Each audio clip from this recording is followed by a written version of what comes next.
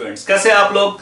जैसा कि जानते हैं अभी हम लोग ट्रायंगल चैप्टर पे हैं। अभी तक 6.1 6.2 कर चुके हैं, थ्योरम 6.1 6.2 एंड 6.3 भी कर चुके हैं। अब इस वीडियो में हम थ्योरम 6.4 करेंगे। थ्योरम आपका कंसेप्ट क्लियर करने के लिए बहुत ही ज्यादा जरूरी होता है, आपको उसके प्रूफ्स अच्छी तरह से आने चाहिए। और दूसरी चीज यह है कि उसको प्रूव करने में जो स्टेप्स यूज होते हैं वो स्टेप जितने भी पेपर में हाई ऑर्डर थिंकिंग क्वेश्चंस होते हैं वो उसी पे बेस्ड होते हैं। तो एक बार आपको थ्योरम प्रूव करना आ गया तो बड़े आराम से हाई ऑर्डर क्वेश्चंस में दूसरे स्टूडेंट्स को बीट कर पाएंगे। ठीक है, तो चलो वीडियो को लास्ट तक जरूर देखो जिससे कि आपका पूरा कंसेप्ट क्लियर हो। और जिन्होंने अभी तक सब्सक्राइब नहीं किया है प्लीज सब्सक्राइब कर लो। चलो देखो, थ्योरम स्टेप लेने से पहले हम एक एक लाइन को देखते हुए स्टेटमेंट्स लिखते हैं। जैसे देखो, इफ इन टू ट्रायंगल्स, सबसे पहले तो टू ट्रायंगल्स की बात आ रही है तो मैंने क्या किया, टू ट्रायंगल्स को प्लॉट कर लिया। एक ट्रायंगल है हमारा ए बी सी और दूसरा ट्रायंगल जो हमारा है इसको मैं नेम देता हूं, कॉमनली यूज करते हैं ये नेम पी क्यू आर। ठीक है, तो टू ट्रायंगल्स हमारे हो गए। सबसे पहली बात कि गिवन क्या है, in triangle ABC and triangle PQR। देखो इन दोनों ट्रायंगल में हमें गिवन ये है कि sides of one triangle are proportional to other. That means AB upon P Q, AB upon P Q equals AC upon PR equals BC upon QR। ठीक है, ये हमें गिवन है। अब हमें क्या प्रूव करना है, हमें प्रूव करना है to prove angle A equals angle P, angle B equals angle Q and angle C equals angle R। साथ साथ अगर एंगल इक्वल होंगे तो and so triangle ABC similar to triangle PQR। ठीक है, दोनों ट्रायंगल हमारे सिमिलर होंगे। देखो इसमें एक कंस्ट्रक्शन है, कंस्ट्रक्शन लगभग सिमिलर कंस्ट्रक्शन सब में होता है। हम इसमें क्या करते हैं, जितना AB है उतना PQ से कट कर लिया और जितना AC है उतना हमने PR से कट कर लिया और इनको ज्वाइन कर दिया। ठीक है, हम इसको बोलते हैं M, इसको बोलते हैं N। ठीक है, तो हम कहते हैं कि cut AB equals PM from PQ and AC equals PN from PR। ठीक है, हमने कंस्ट्रक्शन अपना कर लिया। अब स्टार्ट करते हैं। देखो हमारा जो प्रूफ है हम वो बताने से पहले आपको ये बता देंगे कि हम आगे करने वाले क्या है। देखो जब मैंने स्टार्टिंग में दे रखा है AB upon P cube AC upon PR, तो पहले तो मैं क्या करूंगा, कंस्ट्रक्शन से AM AB की जगह PM और AC की जगह PN रख देंगे। इससे क्या होगा, इस ट्रायंगल में थ्योरम 6.2 जो था उससे ये लाइन पैरेलल करने में आसानी होगी। जैसे ही पैरेलल होगा तो हमारा ये एंगल इक्वल हो जाएगा और ये एंगल इसके इक्वल है, यानी ये एंगल इसके इक्वल हो जाएगा। तो यहां तक आगे स्टेप में बढ़ते हैं, आपको बहुत कुछ दिखने वाला है। ठीक है, देखो हम कहते हैं कि इन जस्ट अ सेकेंड, हमें गिवन है एज, हम इसमें ये वाला लाइन लेते हैं AB upon P Q, AB upon P Q equals AC upon PR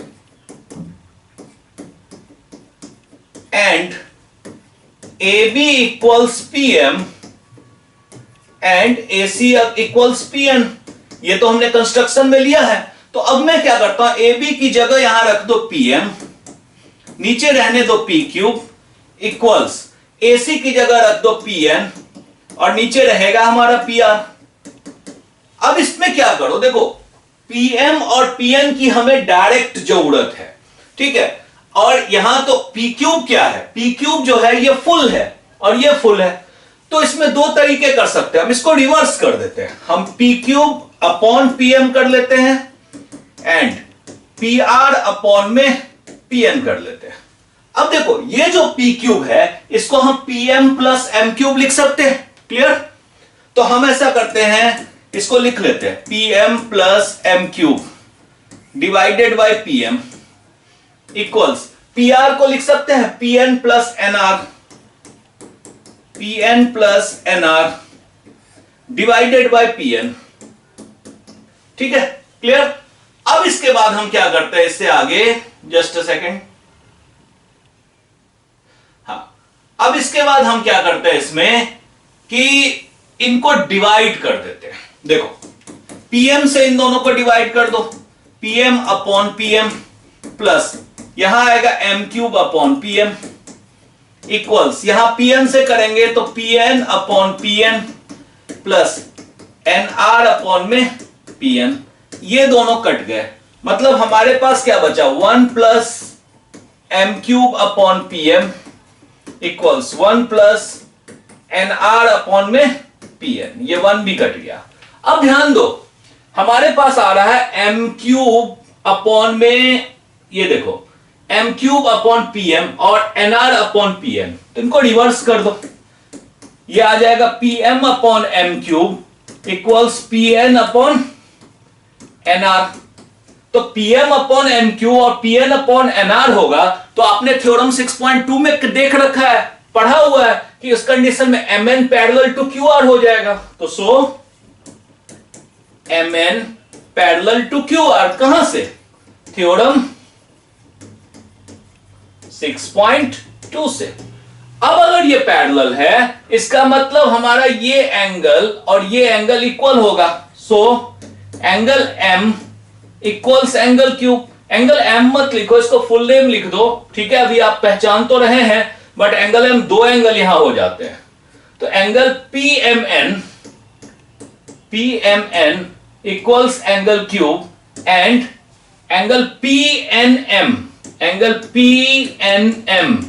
equals angle R।